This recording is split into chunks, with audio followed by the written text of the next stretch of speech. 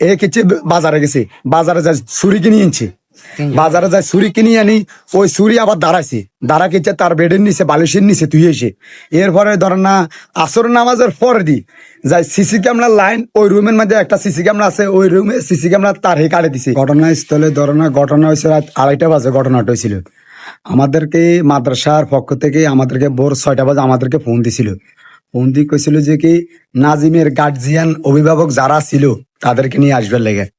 তা আমরা আবার আমরা জিজ্ঞেস করছিলাম, স্যার কি হয়েছিল একটু আমাদেরকে একটু খুলি বলেন। আপনারা মাদ্রাসায় আইলে আপনারা ঘটনাটা শুনবেন। এরপর আমরা গেছি রওনা দিছি। রওনা দেওয়ার পরে আমরা মাঝামাঝি অবস্থায় গেছি, মাদ্রাসার মাঝামাঝি গেছি, দেখি দেখি মানুষ যাতায়াত করতেছে, শুধু কাল এটাই বলতেছে একটা বাচ্চারে আর একটা বাচ্চা জড়া করে দিছে, আমরা এটাই শুধু কাল শুনতেছি। এরপর আমরা এখানে ঘটনাস্থলে গেছিলাম, যাইয়া দেখি দে প্রশাসন বিভিন্ন এলাকার মানুষ সবাই এখানে জড়িত আছে। তা আমরা স্যারের জিজ্ঞেস করলাম, স্যার আমগো বাচ্চার কি কি হয়েছে একটু আমগর একটু জিনিসটা খুলি বলেন। স্যার কেউ আমগর সাথে কেউ ধরা টরা দেয় না। ইয়ার পরে দিয়ে আমরা গেছি এর মধ্যে 2-2.5 ঘন্টা ছিলাম, প্রশাসনও গেছিল। যাওয়ার পরে যে বাচ্চা মারছিল ওই বাচ্চার সাথে মারবার আগের দিন মাঠের মধ্যে আপনার মাথার টুপি নিয়ে একটা বাড়াবাড়ি হয়েছিল। বাড়াবাড়ি হওয়ার পরে মাদ্রাসার শিক্ষক দোনোটার মধ্যে এটা মিলিয়ে দিছে, মীমাংসা করে দিছে। মীমাংসা করে দেওয়ানোর পরে এটা ঘটনার যেদিন মারছিল ওটার আগের দিন আর কি। ইয়ার পর আর একটা ঘটনা হয়েছিল এই বাচ্চাটারে নিয়ে, আপনার পড়ালেখা করে পড়ালেখাটা নিয়ে ধরেন ওটা আবার আপনার শিক্ষক এটার আবার মিলিয়ে দিছে। মিলে দেওয়ার পরে দি এটা দোনোটাই খেলতে আছে, মাঠের মধ্যে খেলাধুলা করে। ওই ছেলেটার সাথে শুধু কাল আমার বাতিচার লগে কাল শুধু কাল খেলি হয়। আমার ভাবি যাই ইয়ার পরে আপনার স্যারেরা বলছিল এমনি নাজিমের সাথে স্যারাটার সাথে কাল বাড়ি কাল জামিল আপনি জিনিসটা একটু মীমাংসা করে দেন।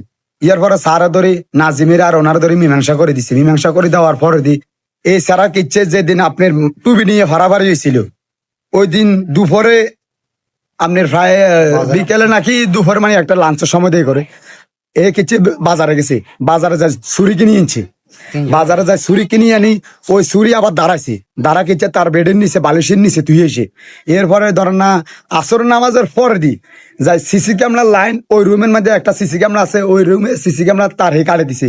ওই দিন মাদ্রাসার মধ্যে বড় হুজুর কোনো ছিল না, বড় হুজুর নাই।